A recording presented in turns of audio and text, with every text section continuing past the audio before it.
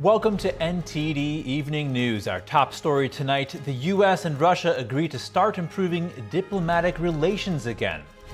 Arian Pazdar has what the U.S. delegation says about the major principles both sides agree on, aimed at ending the war in Ukraine. The Hamas terrorist group has agreed to release more hostages, including the bodies of the Bibas family.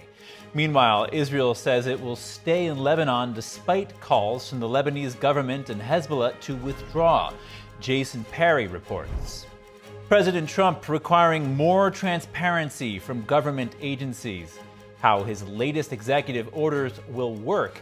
Plus, what's in his new mandate on in vitro fertilization. Tonight, the Senate votes on whether to confirm Howard Lutnick as Commerce Secretary.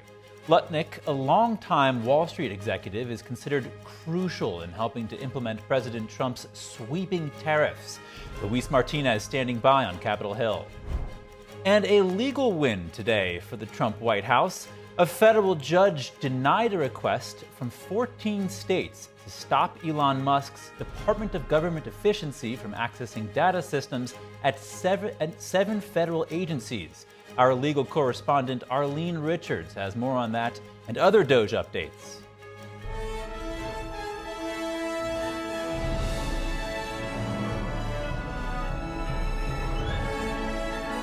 This is NTD Evening News, live from our global headquarters in New York City. Here's Tiffany Meyer. Good evening, and thank you for joining us tonight. I'm Chris Beers, in for Tiffany Meyer. U.S. officials agreed to officially improve diplomatic relations with Russia. The goal? To bring a permanent end to the war in Ukraine. NTD's international correspondent Arian Pazdar has the takeaways from today's talks in Saudi Arabia.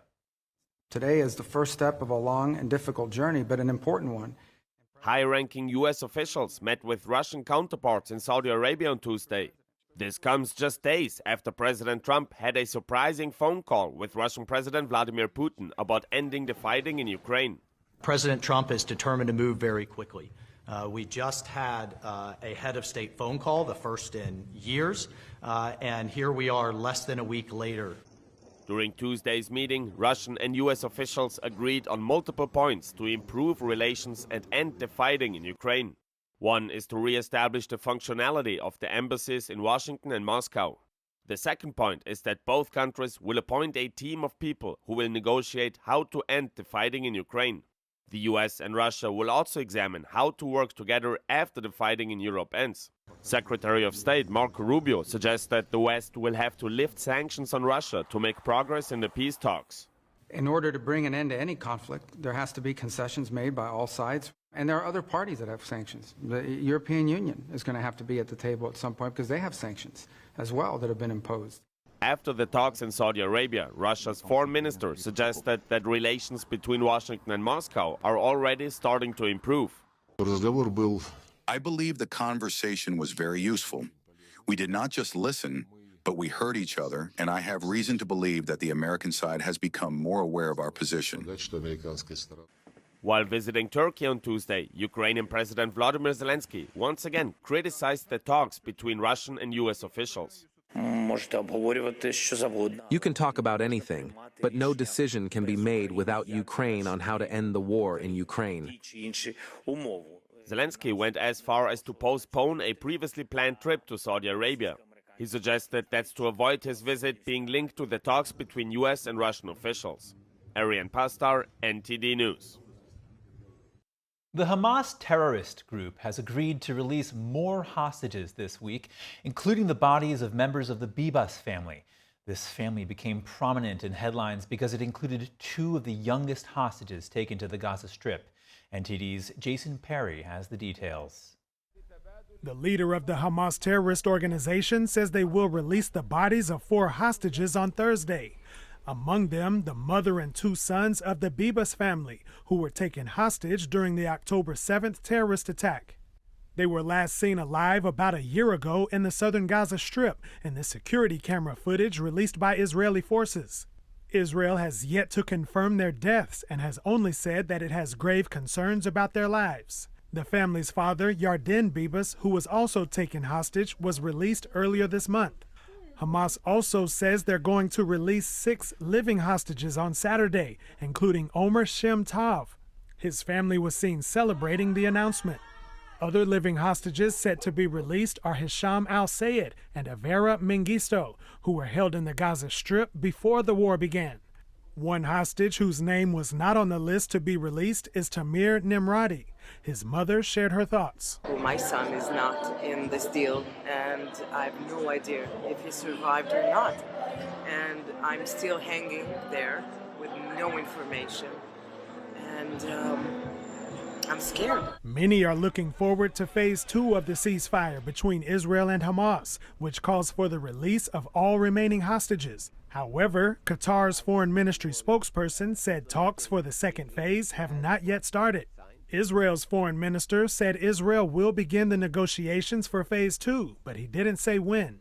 He also spoke about the ceasefire between Israel and Hezbollah terrorists in Lebanon, saying that Israel will withdraw its forces, but will remain in 5 strategic locations for Israel's security.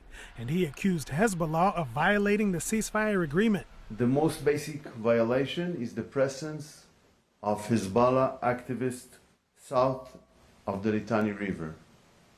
Unfortunately, it continued to be the reality. Once Lebanon fully implements its side of the deal, there will be no need to hold these points. A spokesperson for the Lebanese presidency said any Israeli presence on Lebanese territory would be considered an occupation, and that Lebanon has the right to use any means to ensure the withdrawal of the, quote, Israeli enemy. The leader of Hezbollah also called for Israeli troops to be out of Lebanon by Tuesday, February 18th. Jason Perry, NTD News. After signing 2 executive orders and 1 memorandum, President Trump today speaking to reporters at his Mar-a-Lago residence in Palm Beach, Florida. He started the conversation by defending Doge's efforts to downsize the federal government. People at Doge, these are young, often young, but super brilliant people, incredible computer scientists and other things, and they're finding levels of fraud and waste and abuse like I think nobody ever thought possible. The first executive order Trump signed seeks to expand access to in vitro fertilization, or IVF. The measure directs the Domestic Policy Council to help reduce the cost of IVF and other fertility treatments. The second executive order outlined the oversight functions of the Office of Management and Budget. Trump also signed a memorandum mandating that federal agencies uncover waste, fraud, and abuses that have been reported. And on trade, Trump floated the possibility of a near 25% tariffs on imports of cars, semiconductors, and pharmaceuticals starting in April. Next, the Senate is back in session. Today, the Senate Majority Leader moving to advance the nomination of 3 of Trump's nominees and the president's legislative agenda. Our Washington correspondent, Luis Martinez, joins us live from the Capitol with the latest. Good evening, Luis. A lot happening on Capitol Hill today. What can you tell us? A lot happening indeed right now. Senators are voting on a roll call to open executive session to discuss 3 of President Trump's nominees. The first one to receive a vote today will be Kash Patel, who's Trump's pick to be the next director of the FBI. Let's remember that Kash Patel's nomination has been delayed over 2 weeks by Senate Democrats. Today it gets a vote to invoke cloture, and then we have 30 hours of debates before we can see a final vote on the Senate floor. We're also going to see a vote on the final confirmation of Howard Lutnick to be the next Commerce Secretary. Now, Chris, this is a really important nomination because Howard Lutnick, if confirmed to be the next Secretary of Commerce, will be the person who will oversee the implementation of President Trump's tariffs. And of course, we know that part of President Trump's legislative agenda is to reduce government spending drastically. And of course, the president will look to compensate the loss of revenue for the federal government through tariffs. Today, we will also see a vote on the final confirmation for Kelly Loeffler to be the next head of the Small Business Administration. So very, very busy day in terms of nominations and votes here on the Senate floor. Luis, what's the latest news on the reconciliation process and the tensions between the Senate and the House?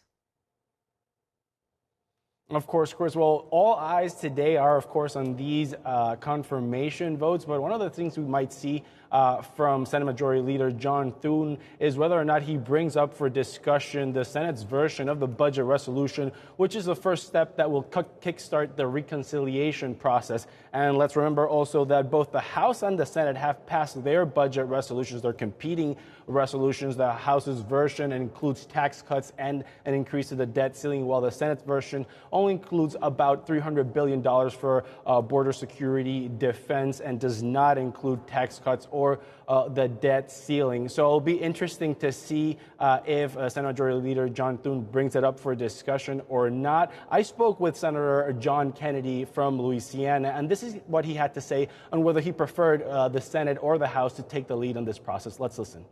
In the reconciliation process, do you want to see the Senate take the lead in this process, or see the House play out its version? It matters not to me. I just want to pass a bill. I don't care whether we do one bill or two bills. What I don't want to happen is for this relationship to become antagonistic. The Senate is very different from the House. The politics are different.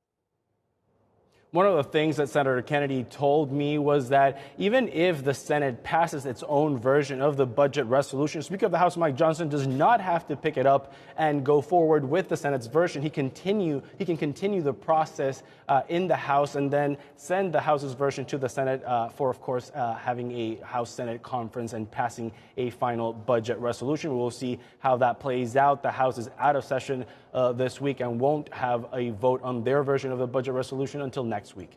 Back to you, Chris. Luis Martinez, thank you. Moving on, the White House emphasizes that Elon Musk is an advisor and has no actual authority to make decisions. That's according to a court filing submitted on Monday. NTD correspondent Jason Blair has more. Monday evening, the White House filed in a court filing saying that Elon Musk is a senior White House advisor and does not have any decision-making power. Joshua Fisher, the director of the Office of Administration at the White House, explains in the filing, quote, like other senior White House advisors, Mr. Musk has no actual or formal authority to make government decisions himself. It continues stating that Musk is an employee of the White House and not an employee of Doge or the USDS, and that Elon Musk can only give advice to the president or carry out the president's directives. This information was also written on an additional court filing made by the Department of Justice. And the filing was made in a case against Elon Musk by the attorneys general of Arizona, New Mexico, and several other states.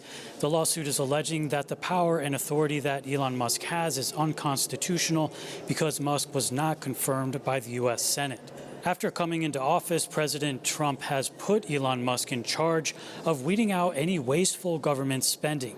Since then, Doge, or the Department of Government Efficiency, has been quickly auditing different government agencies and posting some of their findings online. On the agency's website, they said that since they started as of February 17th, they estimate they have saved $55 billion. And Elon Musk has been hinting that Doge might be going to Fort Knox at some time in the near future. He did hint that they might want to try to implement some kind of live streaming of the audit or maybe a tour of Fort Knox. He did not specifically say yet. Fort Knox is where many gold reserves are kept by the federal government, and reportedly, Fort Knox has not been audited since 1953. Reporting in Washington, D.C., Jason Blair, NTD News. This afternoon, Judge Tanya Chutkin issued an order denying a request from 14 states for an emergency hold on Doge's access to data at 7 government agencies. She said in a 10-page opinion that the possibility that defendants may take actions that irreparably harm plaintiffs, quote, is not enough, unquote. The plaintiffs had claimed that Musk and the Department of Government Efficiency may use the data to lay off thousands of employees across several agencies. Next, a D.C. federal judge last night declines to block Elon Musk and his Doge team from accessing student borrower data. Meanwhile, the IRS is asking the same court to keep Musk from seeking taxpayer data. Our legal correspondent Arlene Richards has the lawsuit updates.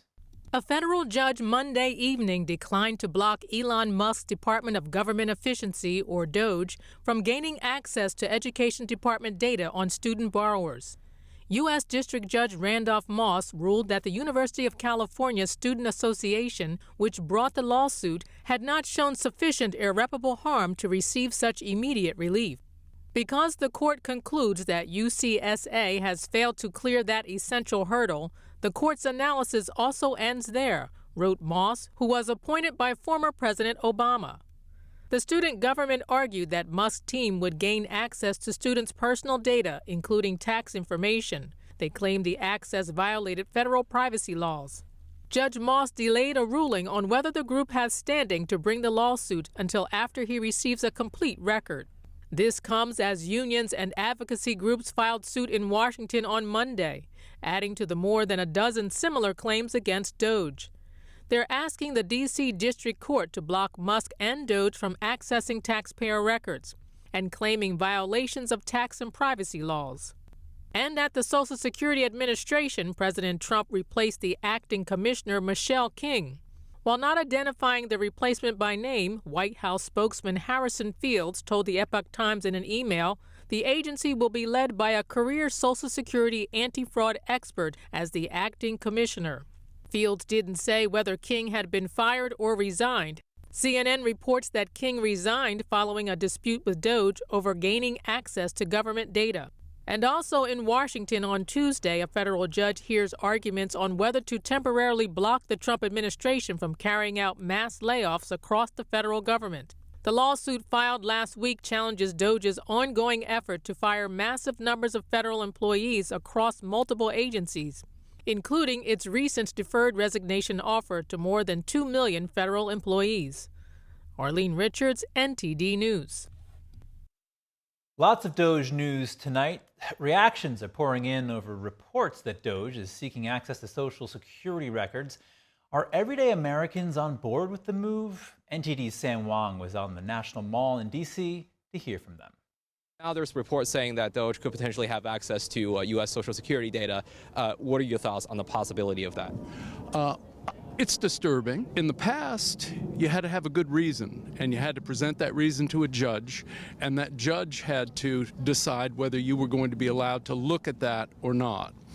And now we simply have people crashing through the door. I mean, it is a government organization, and Social Security is a government organization, so I don't really see the issue with them having access to it. I mean, we all have to pay taxes, and all have to. It'd be nice to know where that actually goes to. First and foremost, nobody voted for Elon Musk. I think he's unelected, shouldn't have access to anything. Certainly Social Security numbers, my tax information. Why does he need that? As far as I understand, the Doge is just on read only.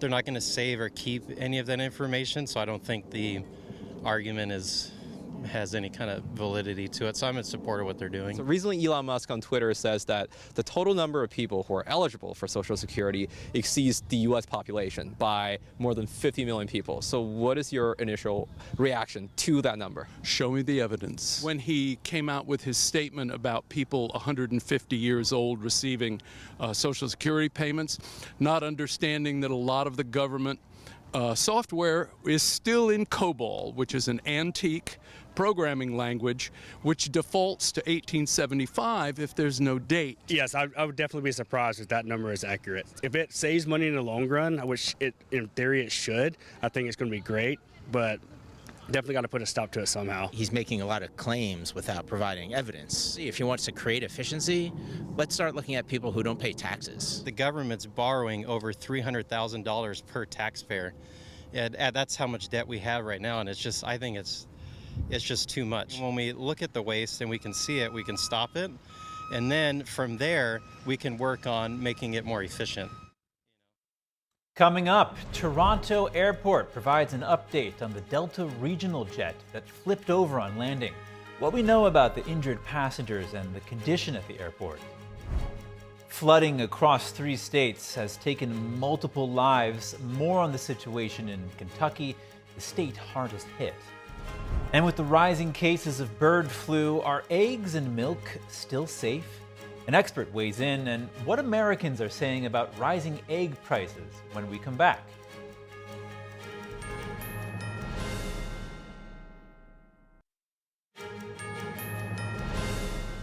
Welcome back. Authorities today provided an update on the Delta Airlines regional jet that flipped over on landing at Toronto Pearson International Airport yesterday. The cause of the crash remains unclear. Toronto Pearson Airport said today that flight crews and airport emergency workers mounted a textbook response to Delta Airlines Flight 4819 after it flipped over on landing.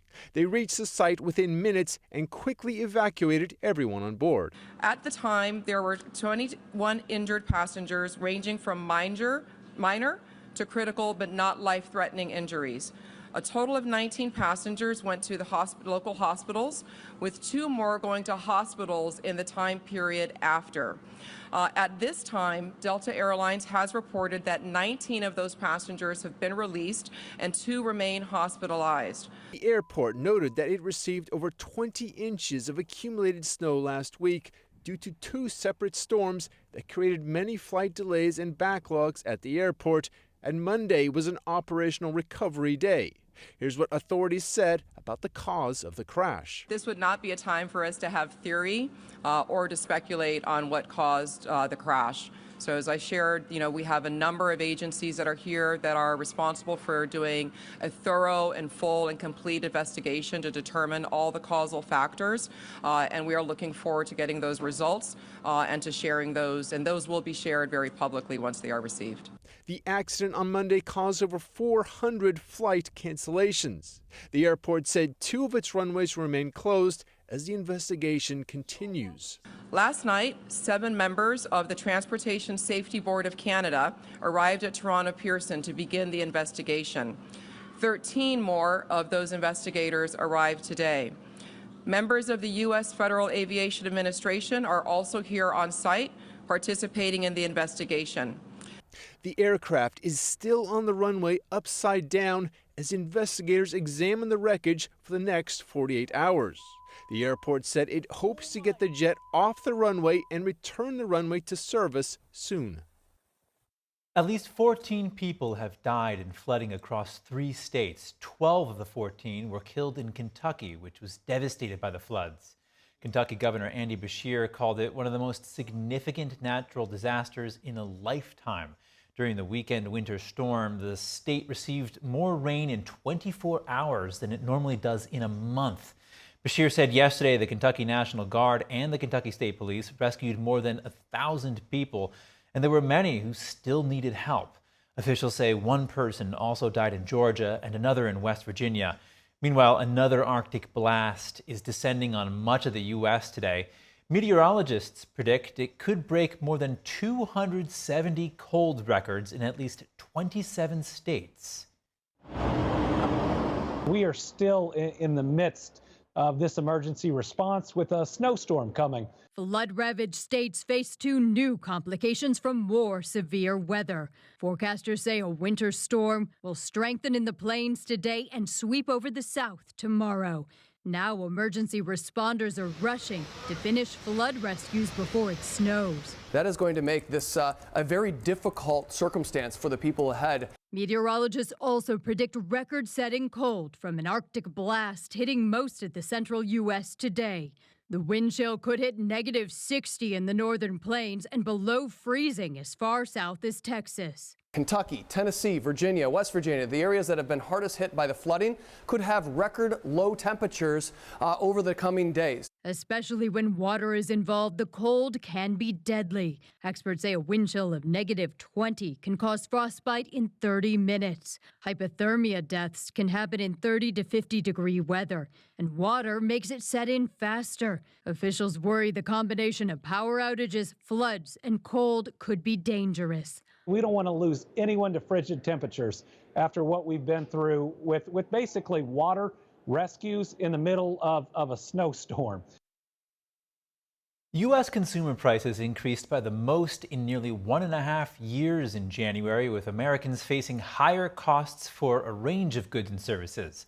A new Labor Department report says food prices rose 0.4%. That's after increasing 0.3% in December. The cost of eggs soared more than 15%. That's the largest increase since June 2015. And it's not just the economy. One contributing factor is an avian flu outbreak causing a shortage of eggs. We took to the streets of Manhattan to talk with people about the price of eggs rising. They changed the price significantly. So now instead of getting like extra large eggs, which I normally get, I'm getting like medium eggs because they're cheaper. Because in my supermarket, they don't even have brown eggs anymore. They stopped selling them. Now it's only the white egg. There's like barely been any eggs in my grocery store. Like I only get maybe one carton a month when I usually would get like one every week or something. It bothers me, but at the same time, like there's other alternatives. So like I'm fine. Oh, it's very expensive. I know. But this is the reason I go to Trader Joe's, because it's lower.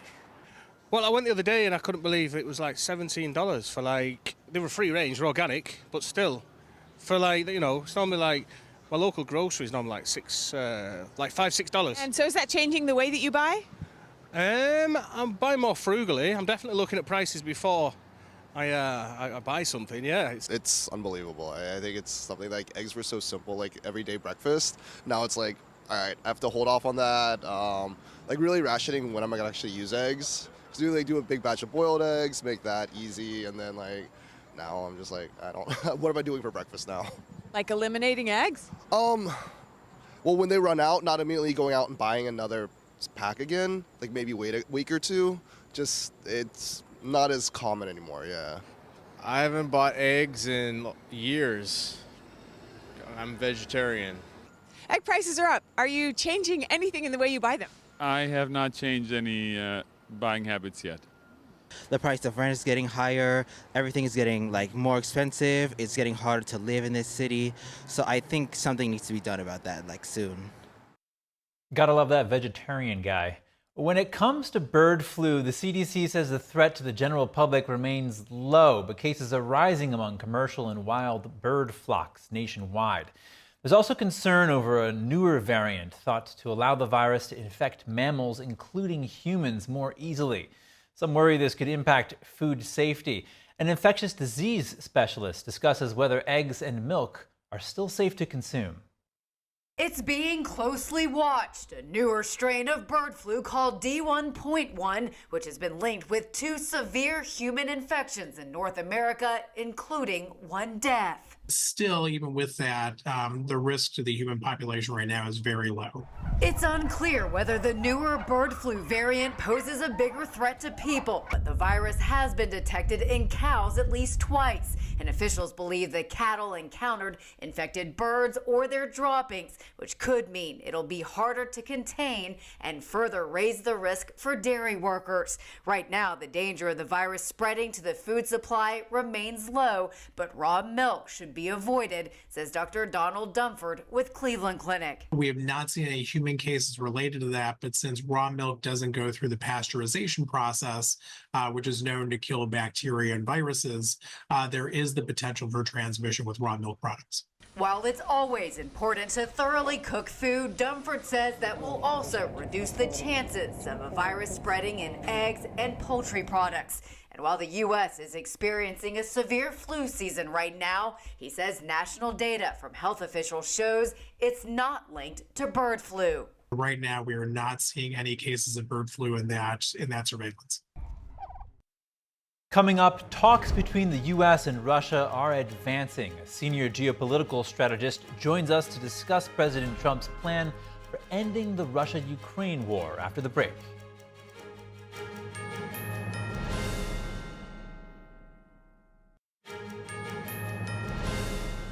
Welcome back. If you're just joining us now, here are some of today's top headlines.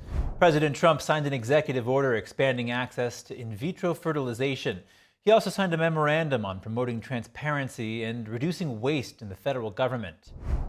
A storm system is set to bring hazardous winter weather to the central U.S. and eventually reach the mid-Atlantic coast. It will bring dangerously cold conditions to millions of Americans and complicate the recovery process for states dealing with recent flooding. The Hamas terrorist group will release the bodies of 4 hostages this Thursday and 6 living hostages on Saturday.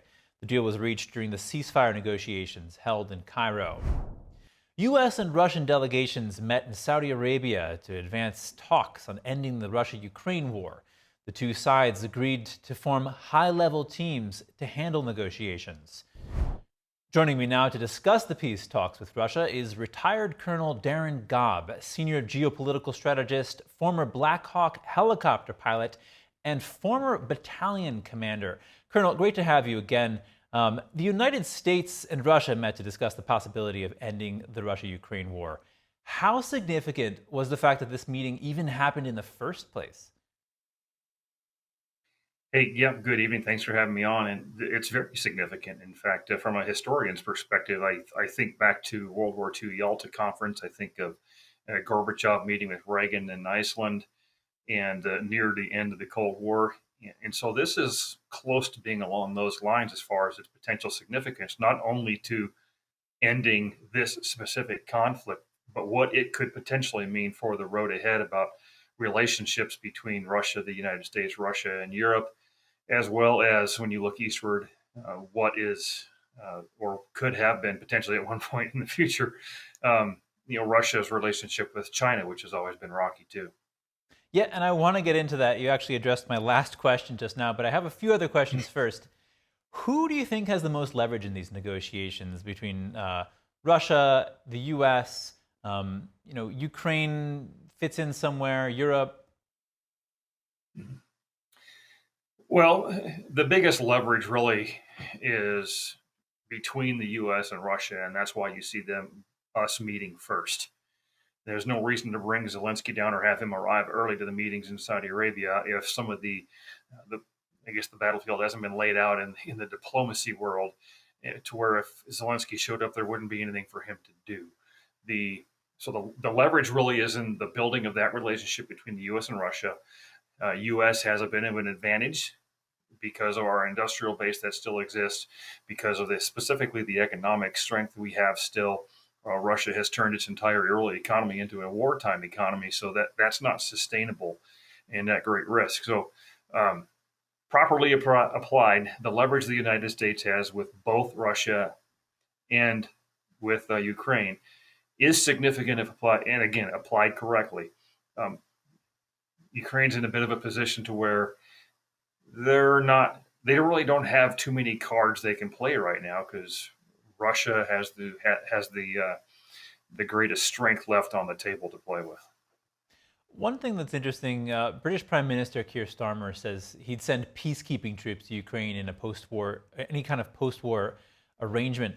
What would that mean for tensions in the region? Well, I suspect if it was NATO soldiers that were sitting between Russia and Ukraine, that wouldn't mean much for peace in the region, and has a very good chance of actually boiling things over somehow and making it even worse.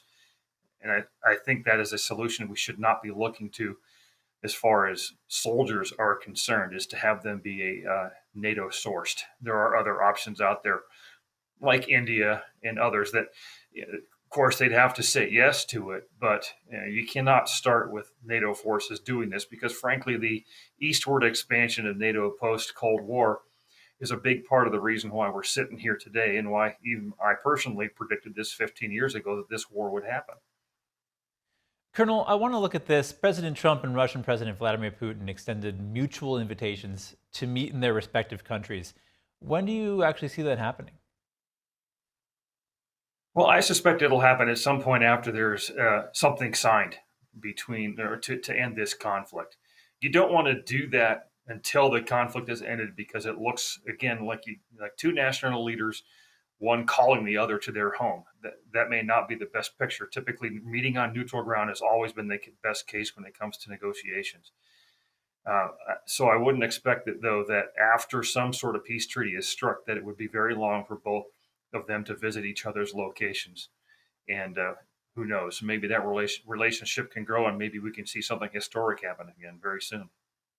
That's interesting. And if Trump succeeds at securing peace between Russia and Ukraine, what could that mean for U.S.-Russia relations, like you were talking about earlier? And furthermore, Russia-China relations in turn? Because, as you know, Russia and China have been drawing closer since this war began, and the U.S. and China aren't exactly friends here. Well, the U.S. and China aren't exactly friends. We're strategic competitors. Russia and China throughout history have not always been friends. In fact, they've been enemies more than they have been friends.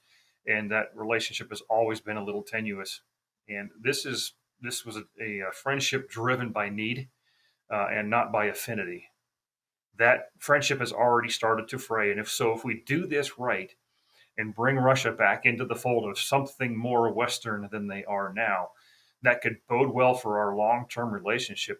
And the challenge will be, despite the fact what Russia has done in Ukraine, how horrible this war was, the decisions they made as a nation and with regards to atrocities and things like that, we also cannot repeat what I call Versailles 2.0, which is punish the aggressor so bad, all you've done is make things worse, and you have another war in 10, 15, or 20 years, and you start this cycle all over again. There's a lot to be seen there, and we have a long ways to go. But for the first time, I'm looking forward to seeing where this could go towards peace rather than just letting the war continue for no reason. But do you think that it's possible that the longer-term trajectory is towards the West sort of embracing Russia? I mean, it almost sounds impossible. Well, the potential exists.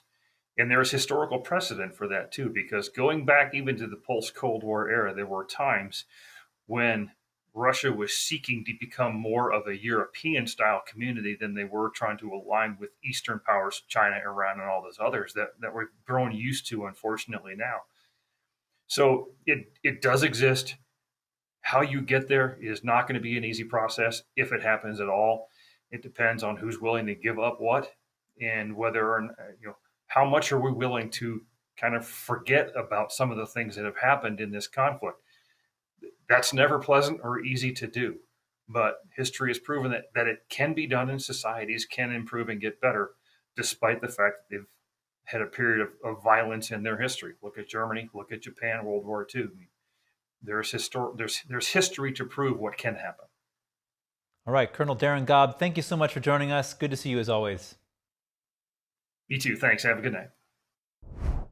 Today, a federal judge ordered prosecutors to appear in court after the Justice Department moved to drop corruption charges against New York City Mayor Eric Adams. At least half dozen officials have resigned in protest. The mayor pleaded not guilty to charges of taking bribes from Turkish officials in exchange for official acts. Other prosecutors formally sought to dismiss the case on Friday. District Judge Dale Ho ordered the parties to appear at a hearing on Wednesday to discuss the motion. 4 deputies to Adams have resigned. In ordering prosecutors to dismiss the case, Acting Deputy Attorney General Emil Bove said the charges were distracting Adams from helping President Trump crack down on illegal immigration. He also called the case against Adams political weaponization. New York Governor Kathy Hochul has signaled yesterday that she may remove Mayor Adams from office, a move that would be unprecedented in the state's 235-year history. In a statement, Hochul acknowledged the gravity of her constitutional authority, saying no duly elected mayor has ever been removed from office in New York. Coming up, in spring training, Dodgers star Shohei Ohtani threw a bullpen session today. But how soon until he's back on the mound? Dave Martin joins us to discuss. Shen Performing Arts took to the stage in Houston, Cypress, Texas over the weekend. Hear what audience members had to say after seeing the performance after the break.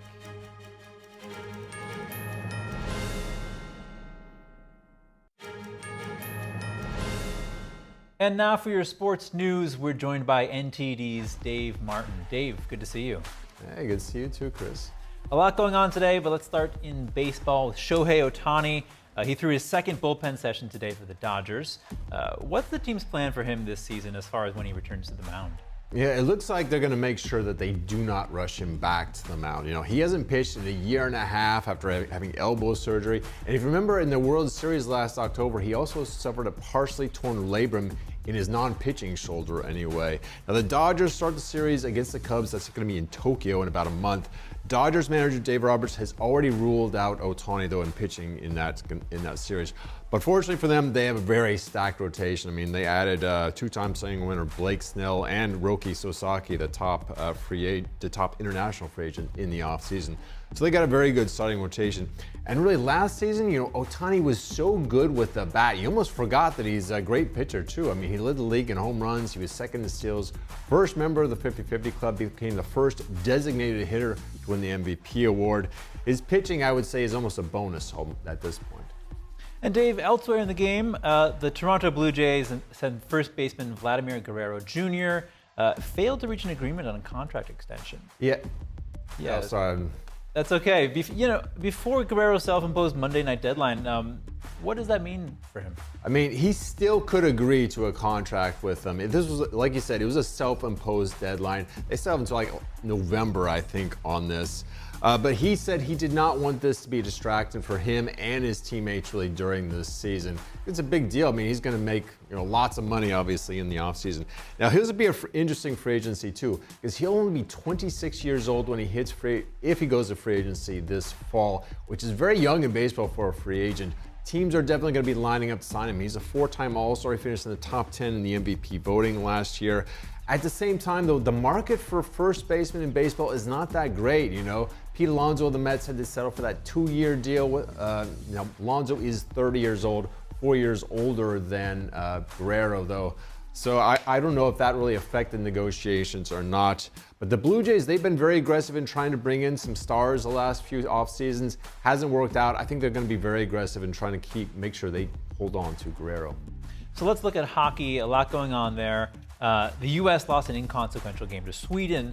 That was last night in the Four Nations face-off. But the real question is, who will replace Team USA's Charlie McAvoy? I mean, for Thursday's title game against Canada, that is. Yeah, there's some real mystery around that. Now, McAvoy is definitely out. He's hospitalized from what's termed as an upper body injury. That's all we have. Now, Team USA head coach Mike Sullivan said Quinn Hughes is coming. But technically, they can only add someone outside of the roster if there's a second injury to their defense. Right now, it's unknown if that's the case. Now, McAvoy's loss is a big one. He's very good. But Quinn Hughes is actually the reigning winner of the Norris Trophy. He was given annually to the NHL's top defenseman. And he would have been already on the roster had he not been injured earlier this month. So, we're not actually sure. Hopefully, he's actually not injured anymore, I guess what I'm saying. Meanwhile, Team USA General Manager Bill Guerrero was actually inviting Donald Trump to the game on Thursday night. Of course, Trump's already attended the Super Bowl and as well the Daytona 500, so maybe he wants to go with a third sporting event here. Sports fan president of ours. Moving on to college basketball, 11 ranked teams are in action tonight. What do you see as the most pivotal games? I think Michigan State versus Purdue, for one, is going to be a big one. The Spartans, they've dropped to second place in the Big Ten after losing 3 of their last 5 games. They've passed by Michigan. Michigan has also passed Purdue, which has lost their last 2 games as well. Also in the Big Ten, we've got 11th ranked Wisconsin hosting Illinois. We've got a couple of pivotal games in the SEC as well. You got Florida and Texas A&M, who are tied for 3rd place, both in action, not against each other. The 7th-ranked Aggies played at number 21 Mississippi State. 2nd-ranked Gators are hosting Oklahoma. And then tonight, plenty of Big 12 action, actually. 5th-ranked Houston is at Arizona State. Number 9 Texas Tech is at TCU. 8th-ranked Iowa State hosts Colorado, and number 23 Kansas is at BYU. So it was kind of a slow night in sports last night, but there's plenty of action going on tonight anyway in college basketball. All right, Dave, keep us posted. Thanks. Thanks, Chris. And we have some breaking news. The Senate has confirmed Howard Lutnick as the Secretary of Commerce. That's by a vote of 51 to 45. The Senate also voted today to advance the nomination of Kash Patel to be the director of the FBI. Next, Shen Yun Performing Arts took the stage at the Plaza Theater in El Paso, Texas over the weekend with NTD as a media sponsor. Audience members share their reflections after the performance and describe what captivated them. Shen Yun Performing Arts successfully closed the curtain on 2 performances at the Plaza Theater in El Paso, Texas on February 15th and 16th. Audience members were deeply impressed with Shen Yun's artistry. I love the storytelling portion of it, but the fact that they're telling it through actions and dance and the flexibility that they have when it comes to aerobatic type moves, to me, it's very enjoyable. I thought the acrobatics and the dancing was just marvelous. It takes a lot of practice to be able to do that without the misstep. I think it was wonderful. The combination of dancing, of traditionalism plus the modernism, the usage of technology, it was just wonderful. And the live orchestra, I think it was a fantastic combination of all that. Shen Yun is based in New York and cannot perform in China, as its mission is to show the world 5,000 years of traditional Chinese culture from before communism. Theatergoers expressed their appreciation for Shen Yun's efforts and appreciated the values brought to life on stage. I think it's great that people can utilize the arts to stand up for what they believe in, and in this case, there are people, as you mentioned, that have actually been persecuted. So to bring those experiences and to be able to share them with people, share those experiences with people here in this portion of the United States, I think it only benefits us as a society. The values seemed like kindness and generosity and freedom and very different than how it is now. Come and enjoy. Bring your family. Bring your children. It's a performance that the family can enjoy. Shen Yun will be performing at the Kennedy Center Opera House in Washington, D.C. from February 20th through March 2nd. NTD News, El Paso, Texas. And that's all for today's news. For round-the-clock coverage, visit us at ntd.com or download our NTD app. Thank you for tuning in. I'm Chris Beers. Tiffany will be back tomorrow. Good night.